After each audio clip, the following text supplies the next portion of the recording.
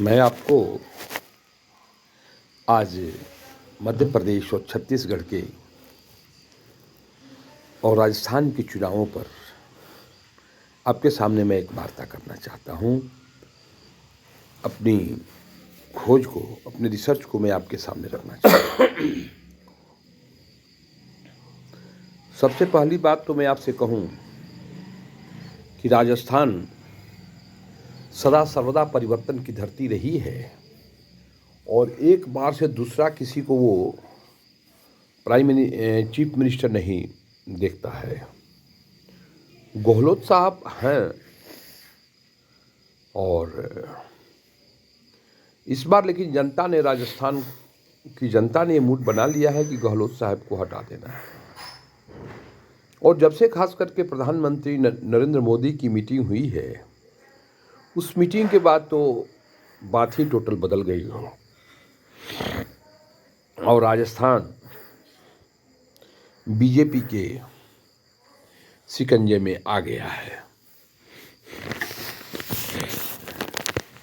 जैसा कि आप जानते हैं, राजस्थान में कांग्रेसी नेताओं का जो मतभेद है वो जनता तक पहुंच गई है। मतभेद प्रजातंत्र का सूचक है, लेकिन अगर ये मतभेद सतह पे आ जाए तो उससे समाज या पार्टी को नुकसान होता है और ये नुकसान कांग्रेस पार्टी को झेलना पड़ेगा। निश्चित तौर पे भारी मतों से भारतीय जनता पार्टी कमल फूल खिलाने जा रही है और वहां पर भाजपा की सरकार बन जाएगी। इसमें धार्मिक ध्रुवीकरण भी माने रखता है। जिस तरह से सिर कलम की घटना हुई और माननीय प्रधानमंत्री ने इस बात को उठाया,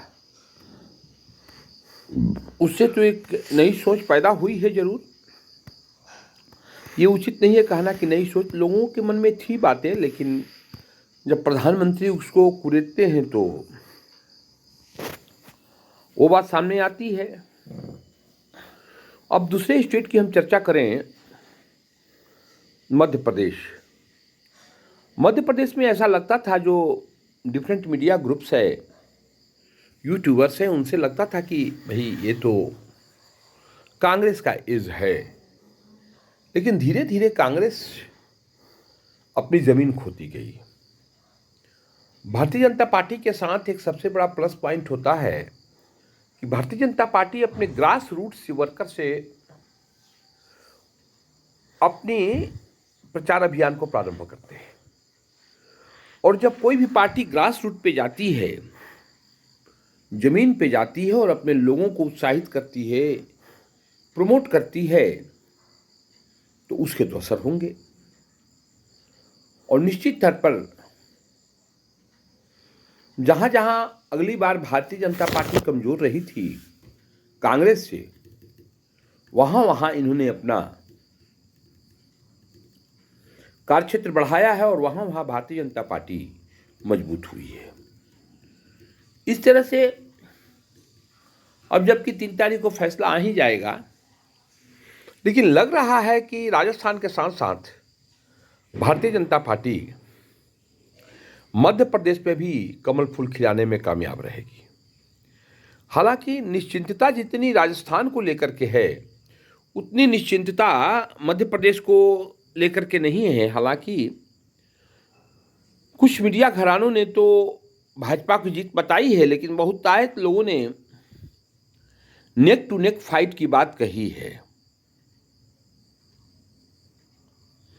देखिए, मध्य प्रदेश तो भारतीय जनता पार्टी का गढ़ रहा है और वहां पर तो दिग्विजय सिंह जी का जो कृत्य था वो भाजपा को वहां एस्टैब्लिश करने में बहुत मदद किया। क्या कि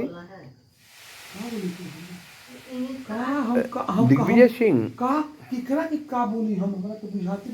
एक पक्ष को लेकर के चलते थे और हिंदू समाज की अवहेलना करते थे। इससे हिंदू को एकजुट होने में मध्य प्रदेश में मदद मिली है।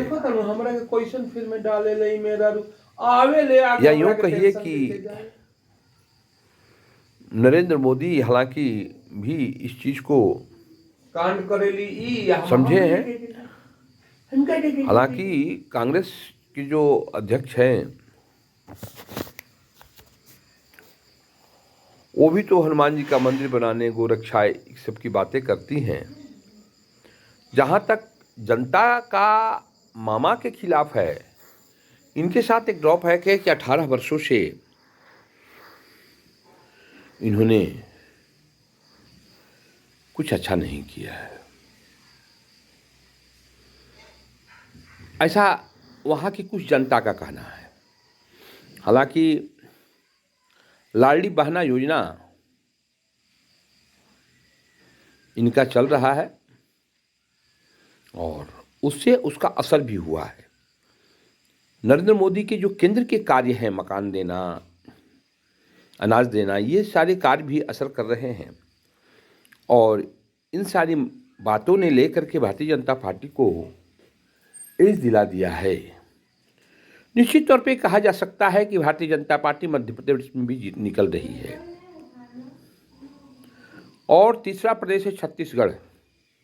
छत्तीसगढ़ में भारतीय जनता पार्टी ने अपनी स्थिति को मजबूत की है और इस हद तक मजबूत किया है कि छत्तीसगढ़ में भी कमल फूल खिल जाएगा, ऐसी परिकल्पना है।